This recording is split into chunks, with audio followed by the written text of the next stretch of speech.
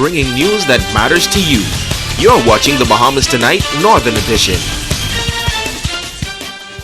Welcome back. Local members of the International Federation of Women's Lawyers, also known as FIDA, traveled to the United Nations for the 61st session of the Commission on the Status of Women. The event is taking place in New York through the 24th. The local delegation left this past Sunday, and representatives of member states and non-governmental organizations are also attending the sessions. President of the Grand Bahama chapter, Jetlyn Burrows. Representatives of member states, the United Nations entities, and non-governmental organizations from all regions of the world, which are accredited with the Economic and Social Council of the United Nations, are invited to attend the session. The priority theme this year is Women's Economic Empowerment in the Changing World of Work. But the sessions will also be reviewing the challenges and achievements in the implementation of the Millennium Development Goals for women and girls, and will also be focusing on the empowerment of indigenous women. Now, Burrows says while there, the delegation will use the opportunity to promote the upcoming international convention this coming November on Grand Bahama. Hundreds of attorneys from throughout the world are expected to travel to this island for that event. We're hoping to have at least 400 persons.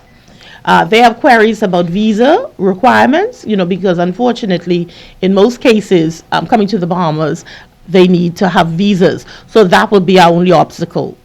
I'm just thinking of the state of our economy right now, and any injection is a help. The convention need not be in Grand Bahama. It could be anywhere in the Bahamas, but I'm here in Grand Bahama. So I would like for it to be here in Grand Bahama. In fact, we have our support team here too. And we could use the injection. We could use the injection in the local economy. So we're praying that nothing happens, because we have like a time frame to say, if anything goes wrong, then we would have to start switching and thinking of hosting it in New Providence. But we don't want to think like that. Now, the convention on Grand Bahama is slated for November 13th through the 17th. Switching gears now, an eager local dolphin trainer will be embarking on a one-of-a-kind learning experience over the next 2 weeks in Brazil. Our Kimberly Mullings tells us that he's looking forward to going to South America. A dolphin trainer at the Dolphin Experience is heading to Manaus, Brazil to the Amazon. Ryan Penn will embark on a 10-day expedition along the Amazon River, where he will have the opportunity to see and learn about the rare pink river dolphin. They actually are very different from our dolphins here in the Bahamas. Body size, shape, usually they live in fresh water, where our dolphins live in salt water. So the mostly aspects of what they eat, how their immune systems work, how their blood operation works, because it's different environments. So once we go over there and learn about more of the pink river dolphin, we can more come in here and apply and actually sit down and, knock heads with our species of dolphins. During the expedition, Penn will reside on a vessel, visiting local villages along the coast of Manaus, fruit and vegetable markets, and farms ran by natives for the mere purpose of sustaining themselves. Penn is eager to learn about conservation efforts in Brazil. They actually take great care of preserving their dolphins. So here, out in the wild, out in the ocean, we want to do more of that to conserving, helping our animals out here. Not only the marine animals, but more of our fishes and in the coral reefs as well. So usually they have more information, and even the exact same species, they have more information about it, and we can learn more from them, from another facility, from another place, and that could actually help us here at the Dolphin Experience. He is pleased to share what he will learn about the pink dolphins and conservation efforts with his co-workers. The Dolphin Experience runs various education programs, and their focus is not always on the dolphins. We do have macaws here, we do have South African tortoises. Even though when we do our open ocean work, you get to experience more than other dolphins. You get to experience sharks, other fish creatures, other wild dolphins that do come up. So people actually, it's a great thing to see that nature and one becoming. So that's really is what the Dolphin Experience is about. Not really about dolphins, but more about conservation, what we do here, more open ocean work, what we see down there. Operations Manager at the Dolphin Experience, Roscoe Dickinson, says he's excited for Penn, and he's looking forward to him sharing his knowledge with his colleagues upon his return. It's going to be a great opportunity for Ryan to get down there and experience not just dolphins, but different cultures, working with persons from different areas around the world.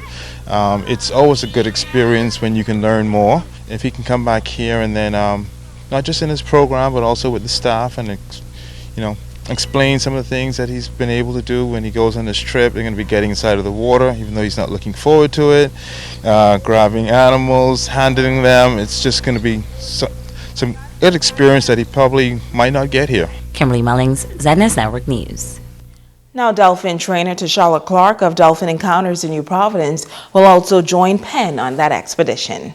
And now it is time to ask the doctor.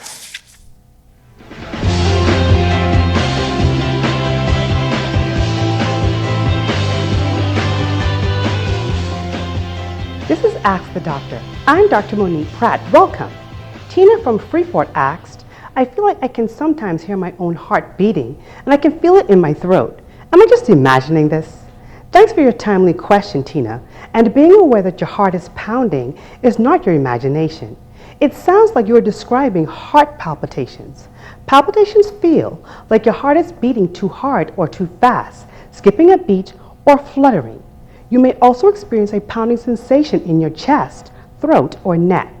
They are usually not harmful and often go away on their own, but in some cases they can be more serious and may be related to an underlying heart condition. Palpitations that are not harmful can result from consuming too much stimulants like caffeine or nicotine, drinking too much alcohol, or they can also be associated with anxiety and panic attacks.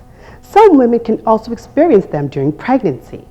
Palpitations can also be more serious if they are related to an underlying heart problem or heart disease, as they are more likely to represent an arrhythmia, which is an irregular beating of your heart. If you experience heart palpitations, please see a doctor immediately for evaluation and advice. I'm Dr. Monique Pratt, and this has been Ask the Doctor. Stay with us to check on sports when we come back.